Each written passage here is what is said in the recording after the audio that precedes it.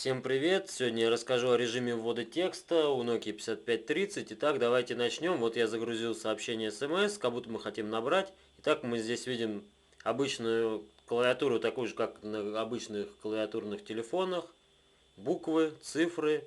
Мы можем включить словарь или отключить словарь, включить режим ввода цифр, когда только цифры.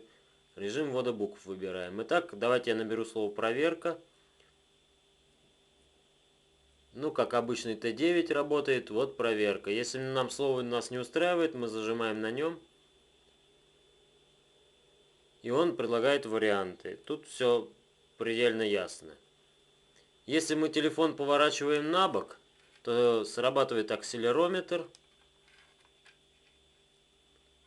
И мы можем тоже набрать слово проверка. Вот так. Вот оно тоже набрано. Так, тут есть, можно вставлять символы. Естественно, клавиатура такая более удобная. Я практически ей пользуюсь. Но есть еще один метод набора текста. Это ввода текста. Это вот сейчас мы заходим и рукописный ввод. Что он из себя представляет? Вот у нас есть поле, где мы можем писать. Мы также можем выбирать режим ввода цифр или букв. Ну и давайте напишем тоже слово проверка. П, ро. Видите, ошибку выдал. А стирается это, если назад линию рисуешь. Это, как вы способ видите, он более медленный, и, наверное, он больше сделан ради прикола.